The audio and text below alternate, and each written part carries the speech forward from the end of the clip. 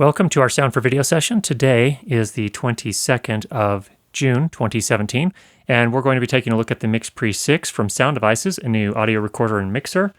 And a lot of this will apply also to the MixPre-3. They're fairly similar, actually quite similar with a few minor differences. So let's go ahead and jump in. First of all, with the MixPre-6, let's take a look at the front controls here. We, of course, the MixPre-6 has 4 XLR/TRS combination inputs, and those are controlled here with the 4 different knobs. These are either gain trim and for those that are not familiar with the term gain, that is essentially the amplification that the preamplifier does to the microphone level signal. Gain can also be applied to line level signals. So basically what it is amplification. It's making a signal louder. They can also be used as faders, which is a slightly different thing. What a fader does is usually use a fader to decrease or attenuate a sound signal. And the reason you use faders is that once you have set up the gain or the amplification for all of your microphones and you're mixing them together, you may have one person who talks louder than the other. And in that case, you may want to fade their particular channel back just a little bit so that they mix pretty nicely with the others as well. So that's the general idea. So again, these are the 4 knobs here, one for each of the 4 main channels. You also have inputs 5 and 6, which is a single 3.5 millimeter input, which can be used to take a microphone or also a line level signal from another device. So you'll notice that there is this sort of ring LED here, so I can tell when audio signal is coming into a particular channel. And if we had other mics here and we had other people talking into them, you'd see these doing the same thing here as they sort of glow they glow green when you're getting a signal. And that's in addition to the meters that we have over here on the screen. We, of course, have our transport controls to play, stop, and to record. Very simple, and they're nice and big. They're also backlit, so it's a little bit hard to see here in this light here, but this the stop is actually red right now, indicating that that's the current state. When you press green, I believe it turns, or press play. I don't have anything, there's no files for it to play. Let's go ahead and record one real quick. So I'm just recording this really quickly, and now I'm going to stop it. And now when I press play, you can see it turns green. So likewise, rec turns red when it's actually recording. So transport's there. We also have this star key. The star key is essentially a kind of a programmable key. You can have it do a variety of different things depending on how you have it set up. And that gives you a lot of flexibility. That is not available on the MixPre-3, only on the MixPre-6. And we'll talk about that in a little bit more detail at some point here when we dive into the menus a little bit more. Kind of the main feature here on the front is the capacitive touchscreen. And this is very much like your smartphone, the kind of touchscreen that you're used to there. It is pretty small. You can see here's my finger, my index finger for comparison. But, and I was worried about that when I first saw this, but it turns out that it actually works quite nicely. They've done a nice job implementing it, and they've made the buttons, for the most part, pretty easy to access because if they're too small, it gets a little tricky. There's only one thing that I've really identified that's a little on the smallish side, but it's not something you change a lot, so it's not a big deal. But let's just show you here. So we have different meter views. And here, for example, is the main left-right mix. So this is showing you how much signal you're getting in the mix of all of the different channels together. Just so happens we're only using one mic at this point, so the mix and the individual, or the isolated channel here, channel 1, if you will, would be exactly the same, but that's one view you can use. The second view is the left and right mix on the top. Those are the 2 bars on the top, and then there's also the isolated tracks below that. So you can see channel 1 is bouncing around in perfect unison with the stereo mix. So that's another view you can use. And then finally, we also have this view here, which again still shows the left and right mix, but also shows U1 and U2, which are the USB master channels. So for example, when you have this set up as a USB audio interface and you're getting sound back from the computer, so you can play it either in your headphones or in the stereo outputs to maybe some speakers or near-field monitors, this would actually show what's coming back from the computer. So those are the 3 views there. Down at the bottom here, we have the amount of time remaining on this SD card, how much record time we still have left if we continue to use the settings we're using right now. And you can see right now it's set showing 29 hours and 47 minutes. So we've got quite a lot. It's also showing us that our headphone, what we're listening to on our headphone, is the left and right stereo mix. And we can change that as well, and we'll talk about that in a bit. Up here at the top, if I just touch this part right up here, you can see we have our the name of the next take. So it'll show us all the recordings we've done so far. So that last one we just recorded is called MixPre-053, and the next one that's going to be recorded is the MixPre-054. And if, for example, I wanted to come in here and edit some of the metadata, I'd just tap on Edit there, and this would give me a few things here. I could undo that to do a false take. In other words, mark that as a false take and say, hey, we didn't really mean to do that. Let's go back. You can change the name, the numbering system, and the notes. You can modify the track names. So for example, right now, track 1 is called CH1, track 2 is called CH2, so on and so forth. You could rename them. For example, if input 1 is a boom mic, you might name that boom. Input 2 is a lavalier mic, you might rename that to lav 1 or something like that. So you've got some options there. You can also rename the take, and you can actually throw it away as well. So you've got pretty much everything right there that you'd kind of need to do quickly for a particular take. Now let's go ahead and jump into the menus here a little bit.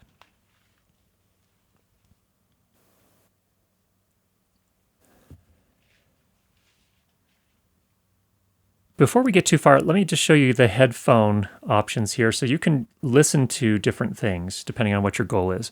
You can listen to a mix of the left and right stereo channels. So for example, again, if you have multiple microphones, they're all fed to what's called the stereo mix. And you can choose, for example, channel 1, you might want to pan that to the left, so it'll only come on the left channel. You'll only hear it in your left ear. Or you could pan it to the right for any of the individual channels. And you can create what is called a stereo mix. And that's what you're normally kind of by default listening to in your headphones. If for some reason you want to listen to it in mono instead, you could do that by choosing this option. If you were using this as a audio interface and you wanted to listen to USB channels 1 and 2, you could do that. That's generally what you would do, using it as an audio interface. And likewise, you could use it to listen to USB 3 and 4. And then you can also set some presets so that it's a little bit easier to get back to those fairly quickly. So that's kind of a quick overview of the headphones. Now, before we go any farther, what I want to do here is I'm going to jump back to the final set of menus here, because I want to talk about the different modes that the MixPre-6 and the MixPre-3 can operate in. And in fact, when you first power on the MixPre, you are in basic mode. And basic mode is really made for situations where you want to have a very simple, streamlined experience, and you don't have a really complicated workflow. Your workflow is very simple, and you want to keep it that way. So, for example, this is really designed so that you can mount your camera on top of this. There's a 1/4-20 screw right here on top. So I could mount this, the MixPre on my tripod and the camera on top of it, so that it sort of becomes a single recording unit. And that's really a good use case for basic mode, because what basic mode does is you plain and simply plug in all the mics you're going to use. You set their input levels here, which is actually, you'll notice here as I turn it, it's actually changing the gain setting here. So you're setting essentially the amplification level. Once you've done that, you connect from the output, the stereo output over here, which is a 3.5 millimeter jack, to your camera, and you're set to go, pretty much. You may have to turn on phantom power for each of the individual tracks if they need it, but that's pretty much it. So it's a pretty straightforward kind of setup, and that's what basic mode is all about. All it does is it mixes all of the different microphones together and sends a stereo output to your camera. So if you want to keep things simple, if you don't know a whole lot about audio, but you want the legendary audio quality that a Sound Devices mixer or recorder can provide, then that may be the right mode for you. It also can be very good for people that do know a lot about audio but need to act quickly and for that particular project that they're working on. If that meets all the needs, then that's a great option. I want to go back into System, and we're going to change the mode to Advanced. So Advanced is typically what I use. Now, Advanced mode is a little bit different. You'll notice here, look at that. I'm not getting any level right now, even though I'm talking into the microphone. And here's why. When you go to Advanced mode, these knobs now become faders instead of gain trims. So what that means in practical terms is I have to go into the setup for channel 1, to set the gain for the microphone first, and then while I'm recording, this becomes a fader. So I'm going to do some active mixing, I guess is the best way to put it. And let me just show you how I would set this up. So channel 1, I've got a microphone. I would come in here, I would change the gain to, let's see here, we've got the gain, let's get the gain set to about 58. I think that'll do for us. We'll come back out. Okay, now you can see we're getting signal, and in fact, if I come to this meter view right here, you can see I have channel input 1, or channel 1, is bouncing around as I talk, and it's feeding that into the stereo mix as well, which is why the stereo mix looks like it's doing the exact same thing as channel 1. So what this means, and you'll notice here that as I turn this down, this is a fader, you can see I'm getting less and less signal into the stereo mix from channel 1. Or I could bring it back up if I want to bring it right to 0 dB. Now, again, it's right exactly the same as the input. So this is a different way of working. If you want to create a more sophisticated mix and you are going to be actively mixing while you're doing the recording, say for example, suddenly one of the people starts getting really loud and you want to kind of pull them back a little bit in terms of their overall volume in the mix, you would just use the fader here to fade them back a little bit. So as it's set up right now, you can see I've got the left and right are both red and the 1 is red. That means those tracks are armed and those will be recorded once I press record. And when I open this file on my computer when I'm done recording, I will actually have a WAV file, that's the format it records to, that will actually have 3 channels in it. It will have the left stereo mix, the right stereo mix, and channel 1. And I can actually split that up if I wanted to mix that in a little bit more detail. Say, for example, I had a couple of other microphones on 2 and 3 as well. I could do all that mixing in post and individually edit each of those individual microphone tracks. So it gives me more flexibility in post to do kind of more extensive, more in-depth editing and cleanup. So if I had, for example, there was one person, and actually I ran into this situation fairly recently. We were doing some long-form interview recording and shooting, my brother and I, and what we found is that during those long interviews, there were periods of time when there were always 2 interviewees and 1 interviewer. One of the interviewees would often not be talking for quite a while, and they would be fidgeting around, they would cough or sneeze, they might be, in a couple cases, we had some heavy breathers.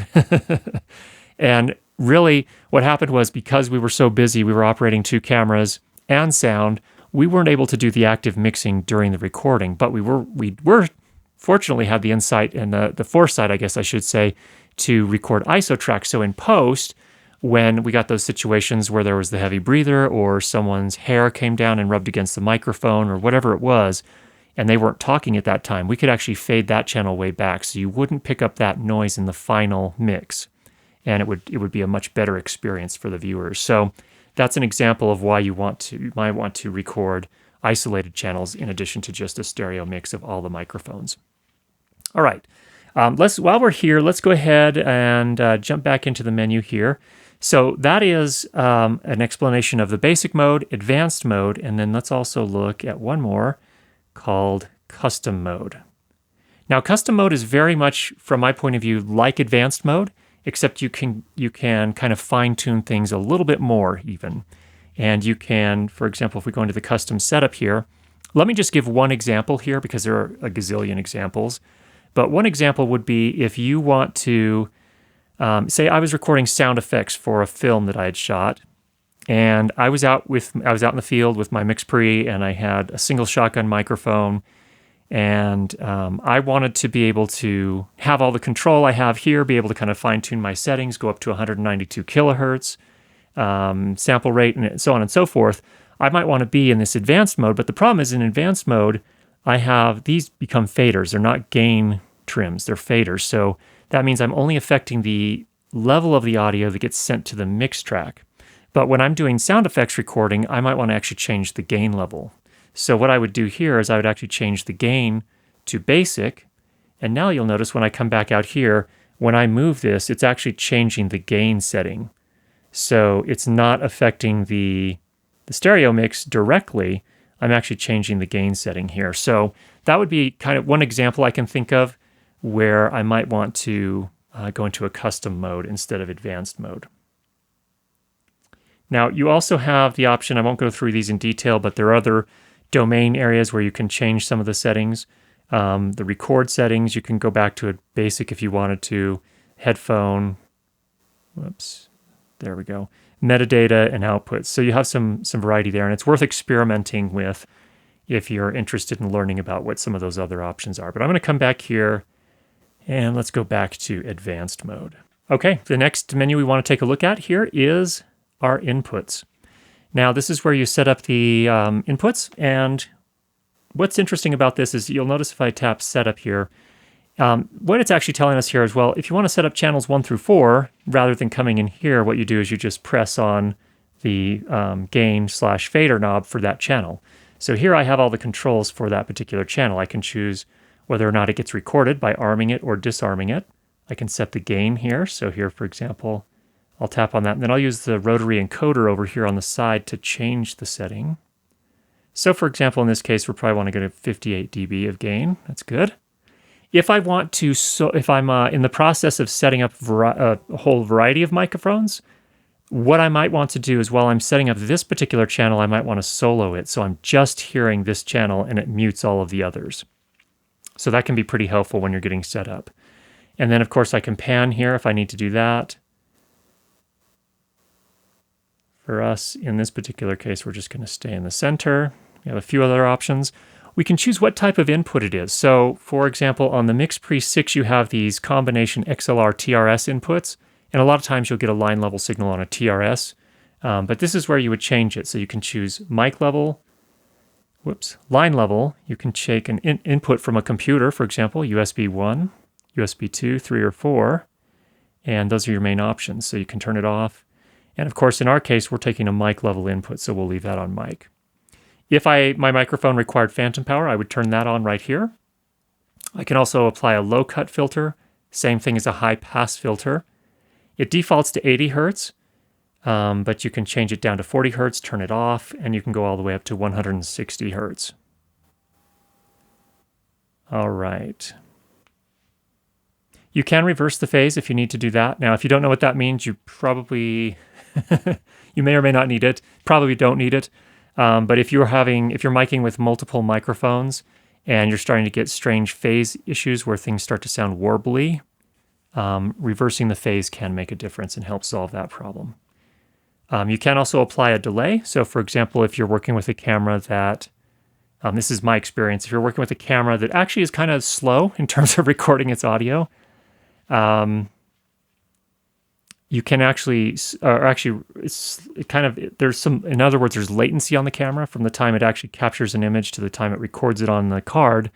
And sometimes things get out of sync as far as audio is concerned. If you don't apply a delay, this gives you that option to apply a delay in milliseconds, and you can apply up to 30 milliseconds. So I haven't had to do that a whole lot, fortunately, but that option is there if you need it. And then, of course, you can also link channels here. So, for example, with channel 1, if I had another microphone that, say I was doing a stereo recording, and I had two mics set up on the same sound source, I might actually want to link those so that I can record or control both of them with a single fader knob. So that's what that one does. And then this one down here, 1-2 MS, the MS stands for mid-side, so it's another type of stereo recording that you can do. And in that case, you use a cardioid mic and a figure 8 pickup pattern mic, so still fine-tune the individual microphones if you needed to as well.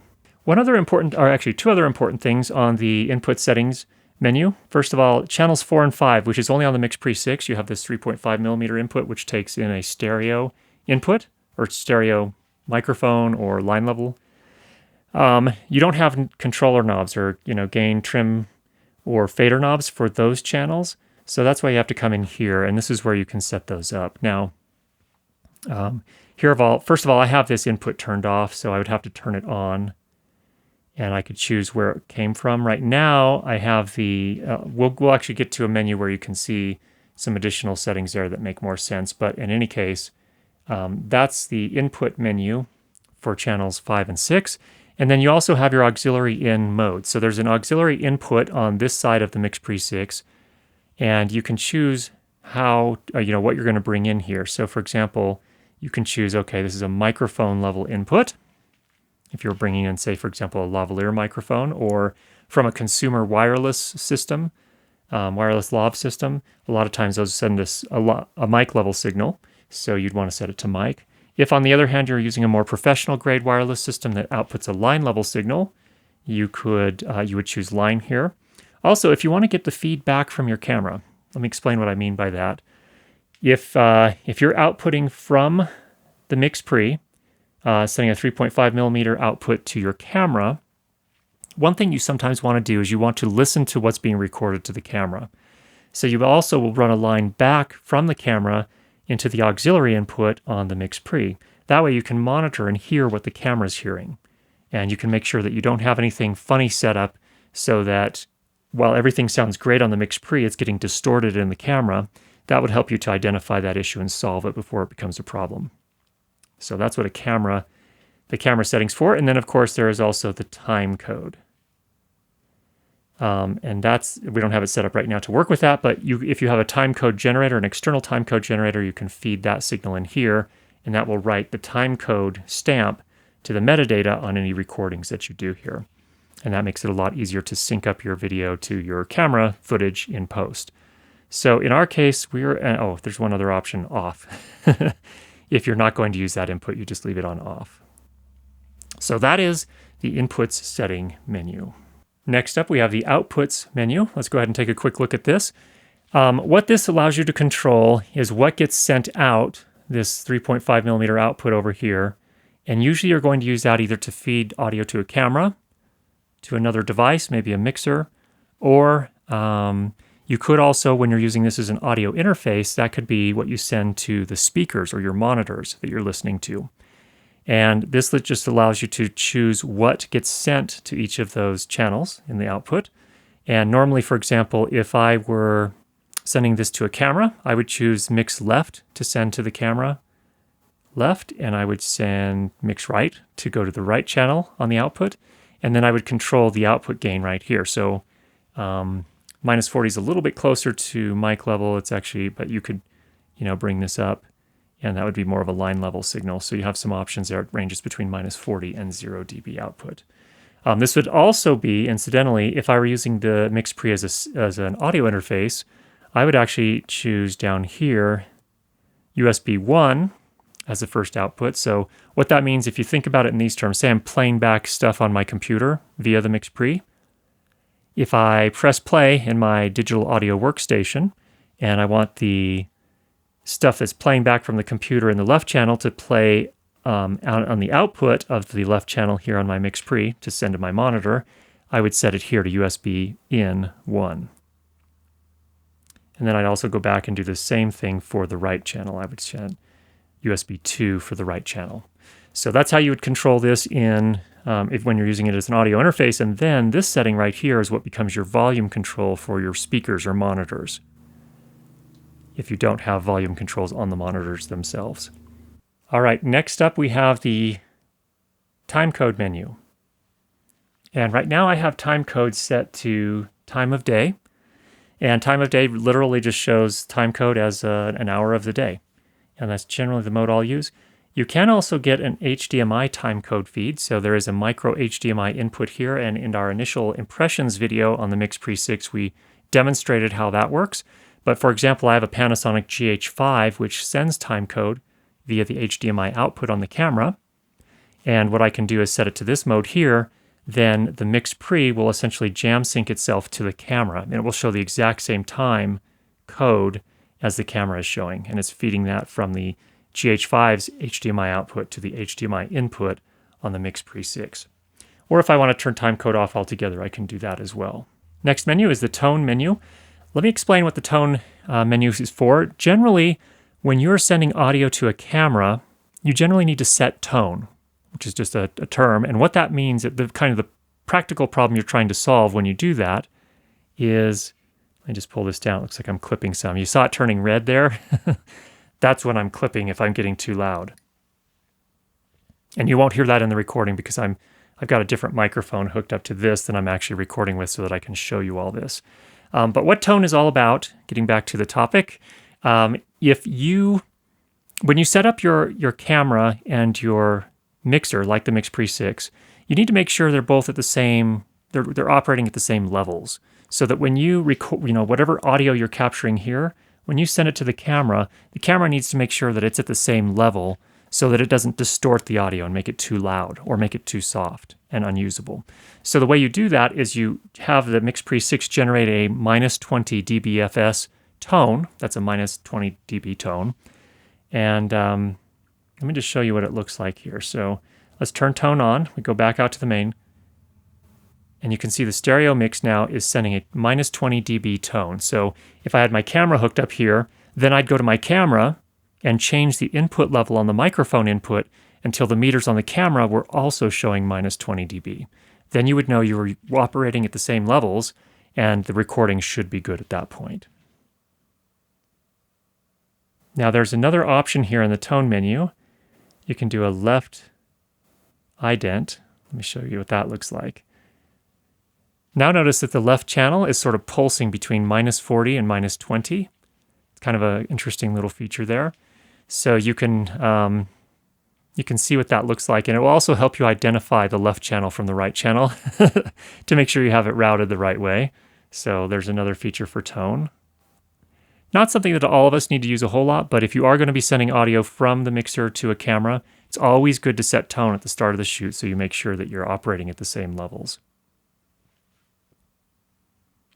Next up, we have the record menu. Now, the record menu has some very important settings in it, and the first of them is what you're going to, whether or not you're going to record the left and right mix, and if you are, which part of it are you going to record? So the default setting is left and right. That means, for example, that if we go back out, I just noticed here that we're only showing it, I must have it panned, I do. Okay, we're back to center. So now when we go back out, okay, the left-right mix here, now I'm getting the left and right. I'm recording channel 1 so that it's coming up on both left and right channels. And in fact, I'm going to disarm channel 2. Okay, there we go. So I'm recording the isolated track, channel 1, plus I'm recording the stereo left and right mix. And channel 1 I'm sending equally to the left and right mix channels. So if I come back in here to the record menu, now let me explain what this rec LR means. So for example, when I record with this setting here, it's just going to record the left and right channels. If I go here, it's going to link the left and right channels together so I can control them together.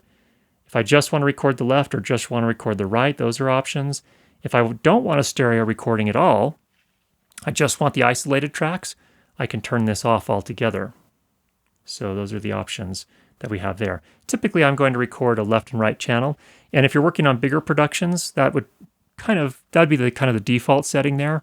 Because in those types of scenarios, when you're working with a team of people producing a film or video, what you're doing as a sound person, you're going to deliver the file, and the first 2 tracks on the file should generally be the left and right mix, so that the picture editor can just take that, they'll sync that up, and they'll just work with that, the stereo mix. They don't care about the isolated tracks because that's going to be the audio posts team to decide if they need to bring those isolated tracks back in or not. So the picture editor, again, will generally just choose the left and right mix. Or for simpler workflows, if you don't want to do a lot of sort of in-depth mixing in post of all of the isolated microphone channels, you could just use that left and right mix as well. So that is that part of the menu. Now, when you are sending this out, you can change the gain level here. Normally it's at 0 dB, but you can fade the left and right channels if for some reason you wanted to do that. I can't think of a lot of situations where you would want to, but this, I guess, in some respects, this could be your safety track recording. So some people have asked about that. If you wanted to decrease, if you're sending the exact same thing to the left and right channels and you wanted to record one at a lower level, you could do that here. So I could do the left channel at 0 dB, full mix, and then I could record the right channel, which is also the full mix, at -10 dB. So just a quick note there. Okay, then going on to the other settings here, we have our sample rate. Now on the MixPre-6, I can go all the way up to 192 kilohertz. On the 3, I can only go up to 96 kilohertz. I say only, that's kind of silly. It's very rare that you need to record anything with 192 kilohertz. The only time I do that is when I'm recording sound effects, usually either sound effects on location during the shoot or after the shoot. and I know I'm going to do some really seriously heavy processing on it. I'm going to purposely change the way it sounds. I want to get the recording at a high sample rate as I can so that when I tweak it, it maintains a lot of its resolution. And a lot of times I'll use that for when I know I'm going to slow down an audio effect. For example, in a film I did a little while ago, about a year ago now, called The Music Maker, we had a guitar maker using a chisel to chisel some wood. That was shot in slow motion, and that would have been a good situation where recording that chiseling sound at 192 kilohertz would have been helpful, because then I could have slowed it down with less artifacting in post. So normally the default is 48 kilohertz, and for dialogue recordings, 99.9% of the time, that's what I use. There are some other settings here in the record menu. Your bit depth, you can do either 16 or 24-bit. In advanced mode, 24-bit is the default. And that just, again, recording each individual sample with a little bit more resolution. Typically, I do record in 24-bit. There's hardly any reason not to, because file sizes of audio recordings are so small. Do you hear a major difference between 16 and 24-bit?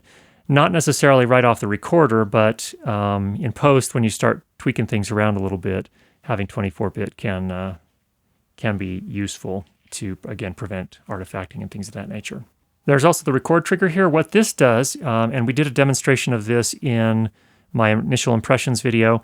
For example, if I have the GH5, Panasonic GH5 that I'm recording with this, I'm feeding HDMI from the Panasonic to this. If I turn all the right settings on the camera side as well, and I turn this on, when I press record on the camera, the MixPre-6 will also start recording at the same time. So it's kind of a cool little feature. That way you avoid those situations where you started rolling the camera, but you forgot to start rolling the sound, and you didn't capture the sound. So pretty nice feature there. Now you can also do that with timecode in some circumstances, and I think that's generally considered record run timecode. But I haven't experimented with that yet, so I need to come back to that at some point. So that is the record menu. Next up, we have the SD card menu.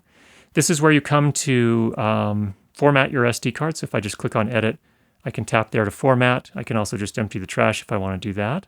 But it also gives me some information, the name of the SD card, how much free space there is, and the total size. Moving on here is where we can set what the star button does. Now, the default is to take you into the channel 5 and 6 screens. So for example, remember here, if I wanted to set up channel 1, I tap there. Well, we don't have a knob for channels 5 and 6. So what do? Well, if you have this set up the way we just showed it, you can get to channel 5 here and channel 6 here. And then you can just come back out. But there are some other options you can do as well. There's a solo mute screen. This one's kind of interesting. So when I press here, when it's set to that, I can solo individual channels. And I can just say, let's solo that one. Or if I come here, if I wanted to mute some of them, I could do that as well. It just makes things, makes it easy to kind of quickly go through all the channels when you're trying to solve a problem, or when you're first getting set up and you want to, sometimes you got to say, okay, everything else needs to be quiet. I'm just working on this one channel right now. So that's what that's for. Other options, you can go to the project screen, you can go to the SD card screen, which we've shown you, or you can go to undo. Undo is essentially a false take shortcut, so that if you started recording and the director says, oh, no, never mind, let's false take, let's start over. This deletes that file that you just recorded and resets the count back so that you don't get out of sync. So that's another good option too. And in fact, that's one of my, I like that option. It's often, I'll either use that or I will use the solo mute screen as my shortcut for the star key. But whatever works for you is just great. Next up is date time. If you just need to set the date and time for the device, you do it there. And then back into the system menu. This is where we changed our mode, but this is also where you set up the USB-C input, which you have on the side here. You can use it for powering the device, or if you want to use this as an audio interface, you set it to audio. You can transfer files once you connect to the USB-C port there. So you go into this mode here, it will communicate with the computer and allow you to transfer files. Now you can see we're not connected to a computer, so it's a little confused. Here's where you can turn the limiters on or off right here. So if for some reason you don't want the limiters, you can turn those off. Here's where you turn Bluetooth on. So if you want to use the Wingman mobile app for your Android or Apple mobile device, you can do that here. You can also set a password so that not just anyone can connect to your MixPre. You can set the brightness, both of the LCD screen, that's this here, and it can get pretty searingly bright. If you're going to be operating outdoors in the sunlight, you might want to go up a little higher, but the default there is pretty good in most circumstances. You can also adjust the level of the LEDs. So if I don't really want the backlit transport buttons and the ring LEDs to be flashing around a whole lot, I can dial those back. Or I can make them searing hot. The default is 5. One thing that's really great about Sound Devices is they're very good about updating the firmware with bug fixes and even sometimes feature updates. Regulatory information, not something we generally use, and here's where you would update the firmware. We next have power options. So you get to choose what type of batteries you're using here. So this is referring to the batteries in the sled here, and you have a couple of different options. You can do nickel metal hydride, you can do alkaline, you can do the Sony NPF or L-mount type batteries. So you get to choose there. I'm generally running Eneloop Pro batteries, and so that's a nickel metal hydride chemistry, and so that's why I choose that. What this does is it helps the device know what to look for in terms of voltage to figure out how much battery life you have left. That's what that's all about. So there's an overall quick look at how to set up your MixPre-6 or MixPre-3 from Sound Devices. I hope that was helpful for you. If you have any questions, go ahead and leave those down below in the comments. Also, one other thing I've left is a link to the tech notes over on the Sound Devices site on how to power your MixPre-3. That's a thing that's come up a lot, especially if you're going to be using an external USB battery bank. There's some kind of nuances there on things to make that work. So that link to the tech notes should be helpful. So again, leave any questions you have down below. Hope that was helpful, and we will talk to you again next week. Take care, everybody.